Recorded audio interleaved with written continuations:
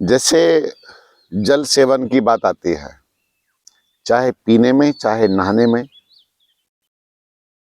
ठीक है। तो इसमें काफी मैं कहूंगा कि कहीं ना कहीं कुछ भ्रम भी हैं। अगर जल पीने की बात करते हैं तो आजकल एक प्रचार किया जा रहा है कि आप हॉट वाटर पीजिए, यानी गर्म पानी पीजिए, और स्पेशल बोतल में गर्म पानी भर के रखते हैं, और गर्मियों में भी वो गर्म पानी पी रहे होते हैं। गर्मियों में पता नहीं कहां से शोध करते हैं, उनका ये कहना है कि गर्म पानी पीते हैं तो बॉडी का टेम्परेचर बढ़ जाता है, पसीना निकल जाता है, शरीर हल्का हो जाता है। और सर्दियों में तो खैर गर्म पानी पीना ही पीना है। खैर कुछ तो सोचा ही होगा इन्होंने भी, पर इसके विषय में चिंतन है।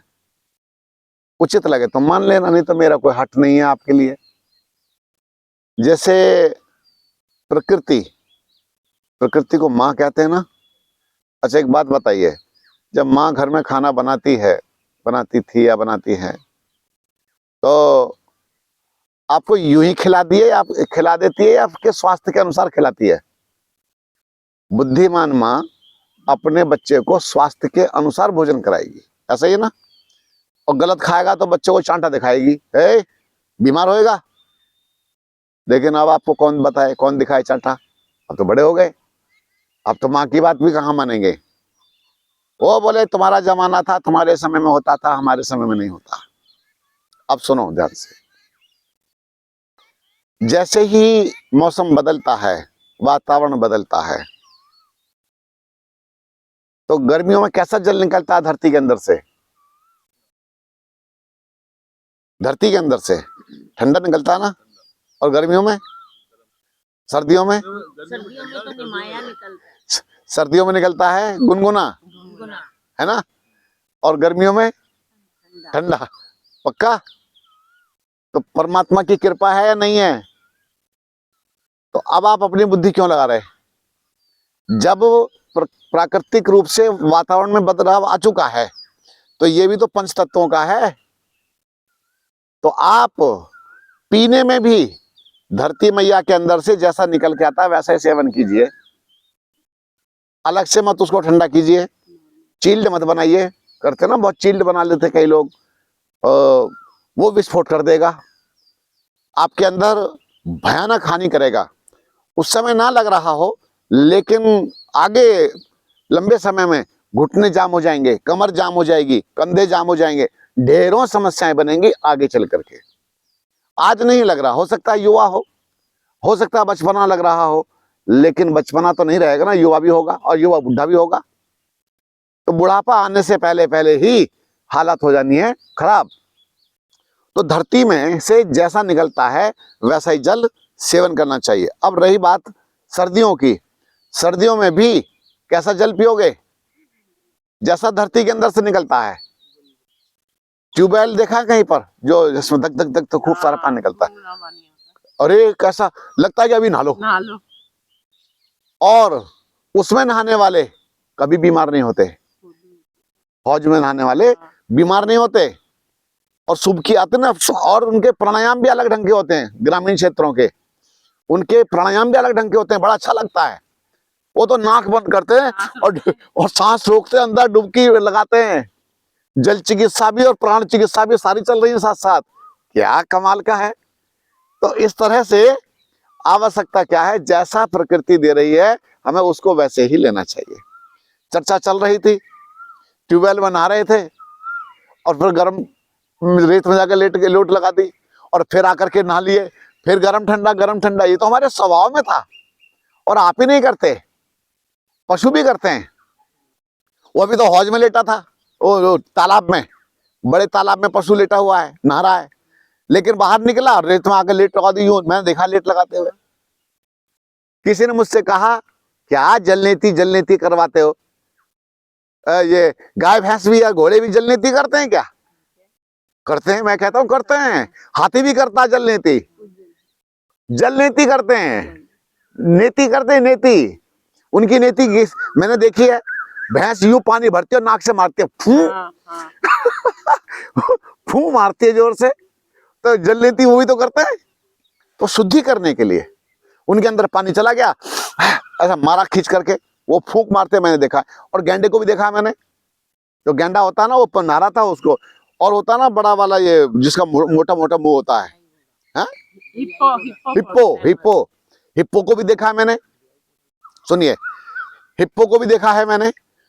अच्छा, दरियाई घोड़ा बोलते हैं उसको अंग्रेजी हिंदी में, अच्छा क्षमा करना। तो दरियाई घोड़ा तो वो भी करता रहता है।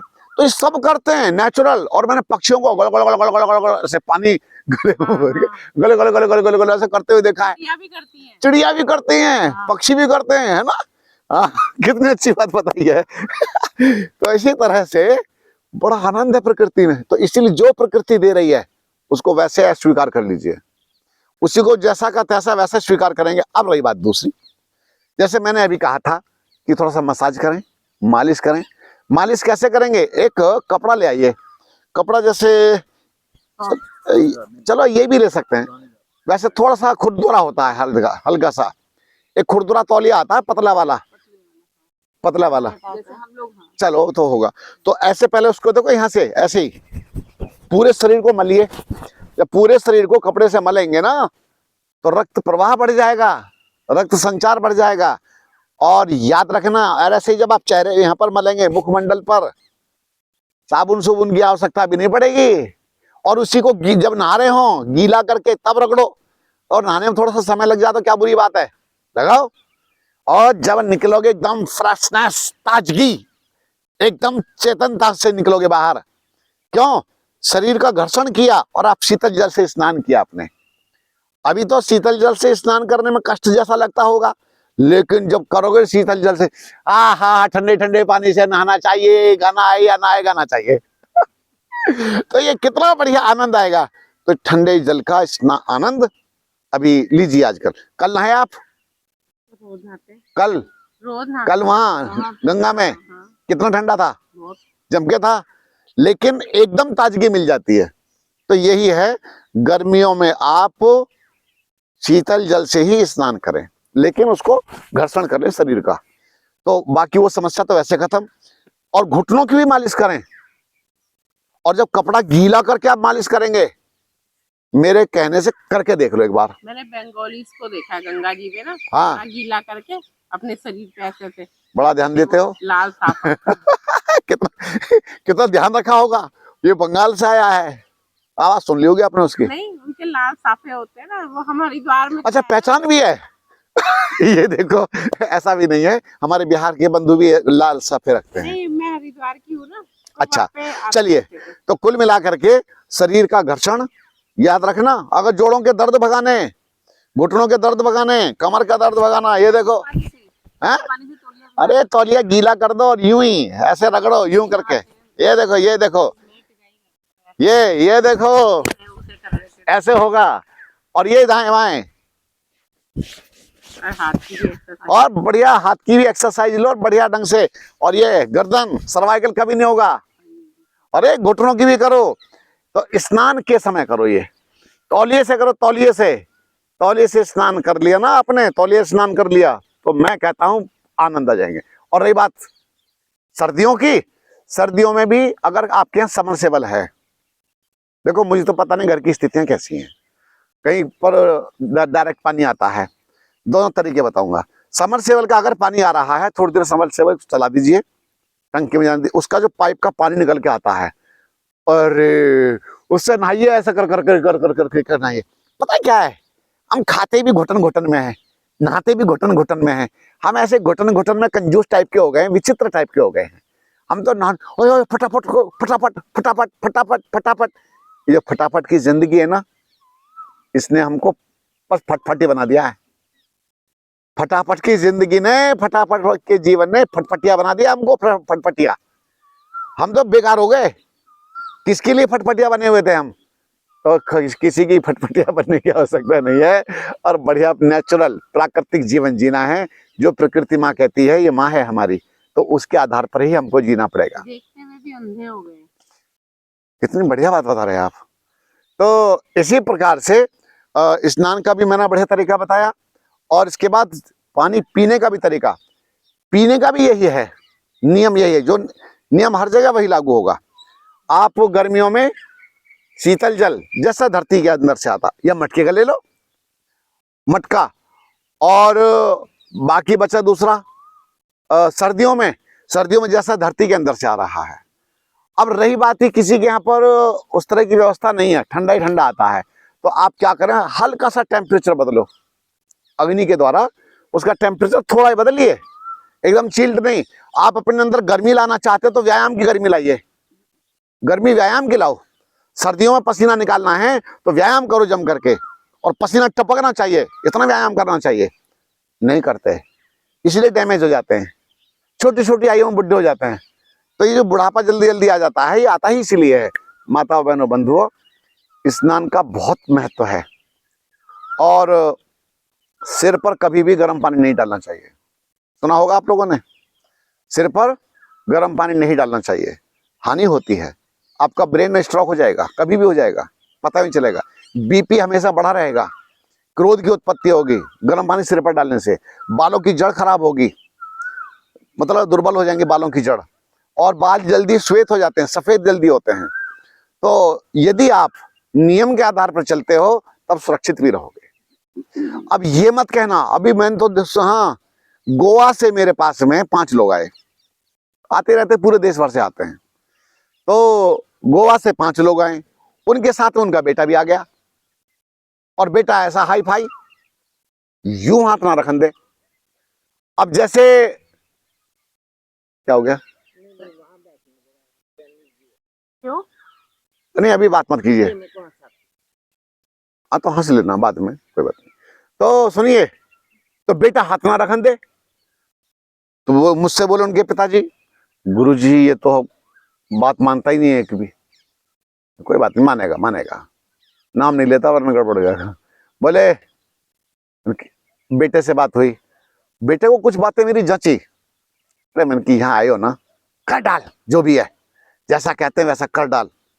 बोला अच्छा जी कर डालूं, कर डाल। वो प्रातः काल में जल्दी उठ के भी आने लगा, सारा कुछ होने लगा। और आनंद की बात ये देखो, वो आए थे दिसंबर के महीने में, दिसंबर के महीने में, और कहाँ, तपोवन, और ऊपर के आश्रम में। दिसंबर के महीने में ऊपर वाले क्षेत्र में ठंड बहुत रहती है, मतलब अच्छी ठंड रहती है, लेकिन आनंद ये है कि वहां धूप डेली निकल जाती है, कोहरा नहीं होता, हाँ ऊंचाई पर भी है। तो इस तरह से अब वो हल्दी लग गई, हल्दी, हाँ हल्दी लगी पूरे शरीर पर, और जब हल्दी लगी हम तो गर्म पानी देते नहाने के लिए।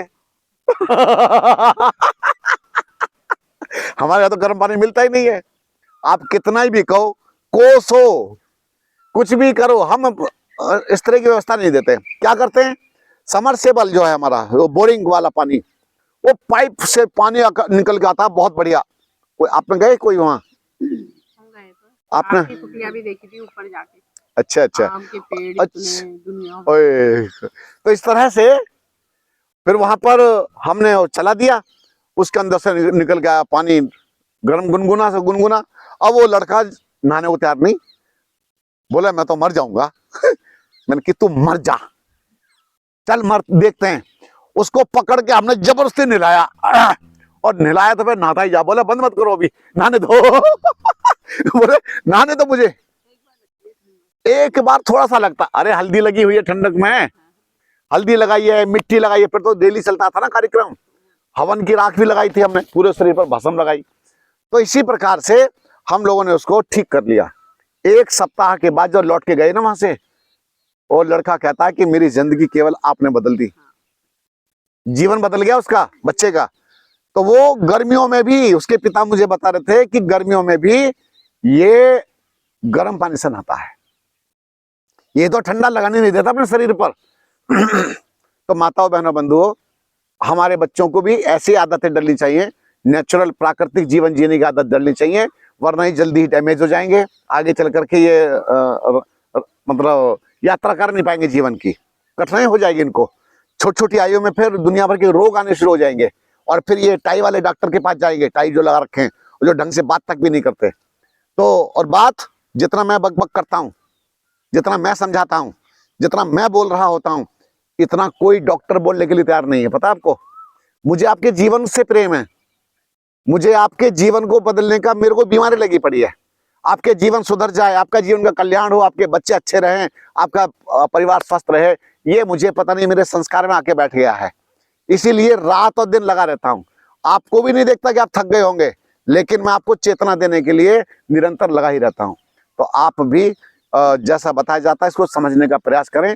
और अगर मेरी बात कहीं साइंटिफिक फिट नहीं बैठ रही है, लेकिन कौन सा साइंस? नेचुरल साइंस, आपके जीवन से संबंधित साइंस। हम उस साइंस की बात नहीं करेंगे जबरदस्ती वाले की। क्यों?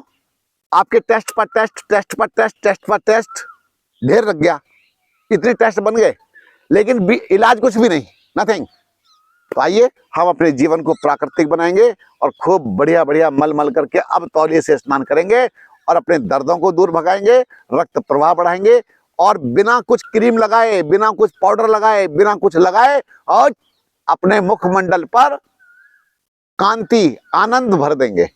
और जब ऐसे मलेंगे तो एकदम आपकी झुर्रियां भी नहीं पड़ेंगी, रिंकल्स नहीं पड़ेंगे जल्दी। ये सच बता रहा हूं आपसे, रिंकल्स से बचे रहोगे, झुर्रियों से बचे रहेंगे अगर आप कपड़े को गीला करके अपना मसाज करते रहोगे। अभी मैं एक भोपाल गया था, तो जिनके यहाँ गया था वो डॉक्टर हैं, नेचुरोपैथी के और एक्यूप्रेशर, एक्यूपंक्चर, बहुत सारी चीज जानते हैं, बड़े अच्छे विद्वान व्यक्ति हैं, बड़े सौम्य सरल सहज। तो उन्होंने मुझे कुछ चीजें दी। क्या दी? एक तो उन्होंने उनके पास जो लड़की काम करती है उसने इतने बड़े बड़े बैग बनाए, वो तो जीन्स का कपड़ा, जीन्स ऐसे जिसमें हाथ अंदर जा सके, ऐसा लेकर के पैर के तलवे को रगड़ना चाहिए कपड़े से। मैं वही तो बता रहा था अभी। तो ऐसे खूब जोर जोर से रगड़ो, उसमें खूब हीट आ जाएगी, है ना। दोनों पैरों को रगड़िए, वो जो हीट है ना अंदर से सब बाहर निकलेगी, फालतू जो हीट भरी पड़ी है वो सब बाहर निकल जाएगी। और फिर बाद में सादा पानी से पैर को पोंछ दीजिए, पैर पोंछ दीजिए। देखिए चमत्कार, आपका जो शरीर है एकदम नया नया हो जाएगा, नया नया, जैसे होता है ना युवा बच्चे। लेकिन करना पड़ेगा डेली, पैर के तलवे को डेली रगड़िए और रात को सोने से पहले पैर की सिकाई करके, सफाई करके और फिर सरसों के तेल की मालिश कीजिए। आप देखना अपना, आपका जीवन कितना सुंदर हो जाएगा, कितना बढ़िया। आप अपने इस जीवन का आनंद लीजिए और जीवन को आप जिए, काटे नहीं। जीवन काटना नहीं है, हम यहाँ काटने के लिए नहीं आए हैं। अरे अब तो भगवान जैसा कर देंगे वैसा हो जाएगा, वो सब नहीं कर चाहिए हमें। हमें अपने जीवन को हर क्षण जीना है। आध्यात्मिक बन के रहो, अपने स्वास्थ्य का ध्यान रखो, खान पान का पूरा ध्यान रखो। देखो एक बात है, आप यहाँ कम ले रहे हैं ना भाई, उबली सब्जी और इस तरह की चीजें तो ले रहे हैं, तो ये सब जितना भी है इतने से भी काम चल रहा है, ठीक है। और अंधाधुंध भर भर के खाते हैं, उससे भी अपना चलता ही है। उससे फैट और दुनिया भर के कई रोग बढ़ते रहते हैं और हल्के आहार से रोग सब निकल जाते हैं।